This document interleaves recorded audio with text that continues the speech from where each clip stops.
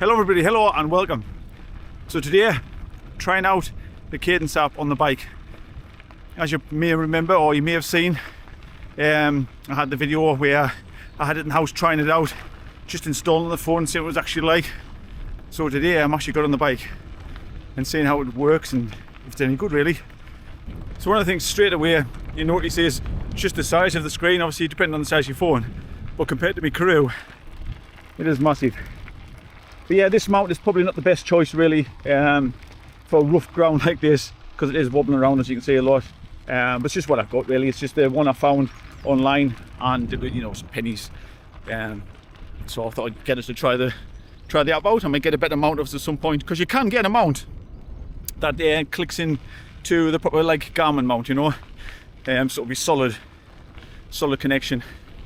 And that'll be probably the way to go, especially on tracks like this. And of course on the road bike, probably good to have a decent mount as well. I mean, this mount might be okay on the road bike, but on the lines it's a bit wobbly. But the app itself so far is doing well. It's doing very well. Accurate as well, because I know obviously there's distance around these tracks very well, and so far it's spot on. It's absolutely spot on. At some point actually in the future I will be doing a comparison between this and my Hammerhead Crew, so you know, I'll give it a good comparison. So I think it'd be good to see how they compare side by side. But today I've just got it on its own and see how it goes. Now one of the things I'm interested in trying today is see how well it does for battery life. Quite a few comments when I did my last video, people commenting about battery life, and of course phones are notorious obviously for not sort of keeping the charge very long. But I thought I'd give this a try today and see how long it actually lasts. So I've charged it up 100% before I came out the phone to give it its best chance, and I've also got it set on auto dimming. So on the Cadence app I've got it set for auto dim on the screen, just to obviously give it the best chance possible for the battery life. I've also turned Wi-Fi off, but I've left Bluetooth on. I haven't got any sensors connected to the phone, to the app, or you know, heart rate sensors or cadence sensors, anything like that. But I've left Bluetooth switched on, just so it gives a better example, if you like, of the battery life. But if you touch it like so, you can see it just comes back to life, so it's very easy to use. Because of course you don't need your screen full brightness all the time really when you're going along, you know, to see it. But it's a nice clear display, as you can see here. I'm just going around some trees at the moment, but obviously depending on your phone as well, depending on your phone screen. This is just an old cheap phone, this. It's not an expensive phone. It was something like £150 when I bought it brand new years back, so it's not a singing and dancing new modern phone, which of course might have an even better screen. But so far seems very good, and very clear display, which is one of the biggest benefits I think. Again, depending on your phone that you're using, you might have a smaller phone, but still a good display. And the screen is customizable as well. You can change the screen to suit your needs. It's got quite a few different customizable functions, which is very clever. Now the distance there I've got in miles, but you can obviously change that to kilometers as well if you want. The mapping page, if you move over there's the map page, and you do have to click on this little finger icon just there. That means you can then zoom in and out as you would normally with a phone. Pinch and zoom, pinching out, and then you lock it again by hitting that. Because obviously if you didn't have that locked, you couldn't go between screens. The only thing I would say, if I had to pick any criticisms, I think that finger could be a little bit bigger. Maybe you can adjust that somewhere, I don't know, but that's a bit small. I think could be a little bit bigger. So one thing I want to try out is the turn by turn navigation. I've got no routes in at the moment, so I'll pause it first, and then I can type in on the top here what I'm looking for.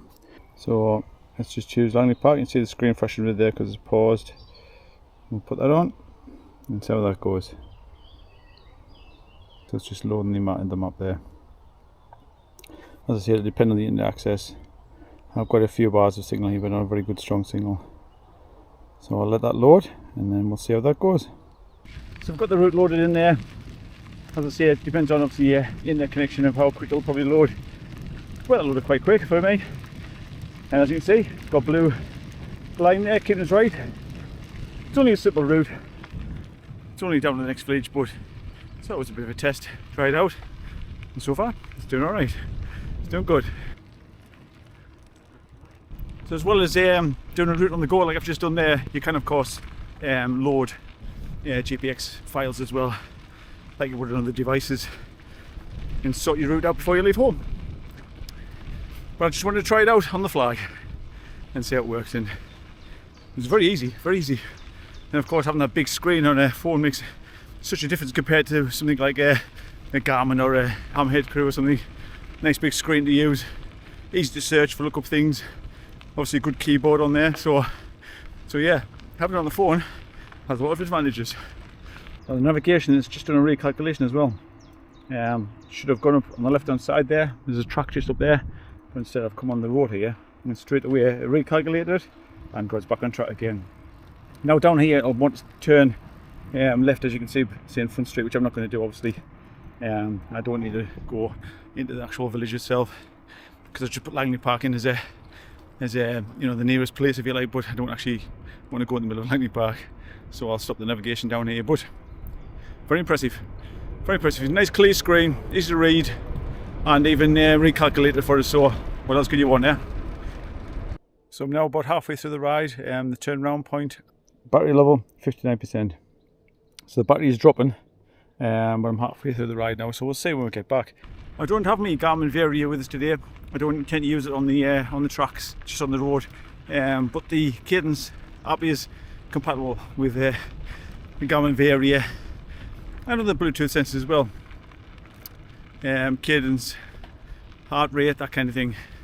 So you're covered with that as well. Well, I've done 3 hours and 30 minutes there, which is 35 miles coming up to. And if you can see in the right there, the battery is on 28%. So I don't think that's bad. I don't think that's bad at all. 28%, and of course you could increase that if you wanted to turn the phone off, you know, if you weren't actually using it. I've never turned mine off. I did turn off actually briefly just to check that it still records data when the screen's turned off, and it does. So you could always just turn the screen off to save a bit of juice as well, which is what I've done with the bike computer. I've done that a few times on a long ride. Turn the screen off when I'm not using it, because it's still battery's still an issue with you know, proper mainstream bike computers. So if you're doing a long ride, it's quite often better to turn the screen off. So you can do the same with this. You could also take a power bank with you. Power banks are very, very cheap these days. You know, pick them for pennies now. Take a power bank with you and give it a charge with the power bank. Or if you're going to a certain destination, when you get there, take a cable with you and charge your phone back up again. Also bear in mind, my phone's very old. It's very old, and as you know, as the phone gets old, the battery gets less effective. So that'll be a factor in this as well. If you have a newer phone, you make all the difference. Or even a phone with a higher capacity battery, that'll make all the difference. Because obviously Cadence just runs on your phone, so it's dependent on your phone. So if your phone's good with battery life, Cadence will be good with battery life. And I've used it for navigation, and as you saw, and messed around with it a bit, and it's been really good. I've been very impressed with it. As you well know, if you've been watching my channel for a little while, a few weeks, sponsored by Cadence, but that doesn't mean to say I won't tell you the truth if I didn't like anything on here. But I think it's a great little app, I really do. I mean, Cadence didn't actually ask us to do this video. They didn't say they wanted a video done with me trying the app out, but I wanted to try it out because I think it's a really good alternative to the bike computers, because bike computers are just getting more and more expensive. They're getting silly prices now, and if somebody brings something out like this, like the Cadence app, that books that trend a bit, then that's all good for me. I think that's fantastic. It's all good news for all of us actually. And yes, Cadence does have a subscription options on there, but you do also get the free options on there as well.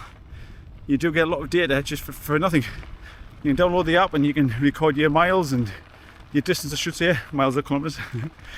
Miles for me, but you can record your distance, you know, your time, how long it took you, loads of data you can record for free. So you don't have to even pay for it. And then if you want stuff like navigation, then you can pay for that. But bike computers now, it's so expensive. So expensive.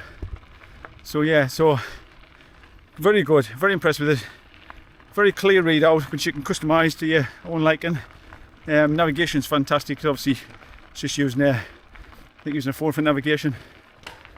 Very clear, very easy to use, very precise, and battery life hasn't been too bad. I don't think neither. As I say, 3.5 hours I've been out, and I've still got like 30% battery left. So I don't think that's so bad at all. I don't think that's bad. So, if you want to get yourself along and download the app, I'll put the link in the description below. Go and check it out. And I say it's a good, viable alternative to really expensive bike computers. Definitely is.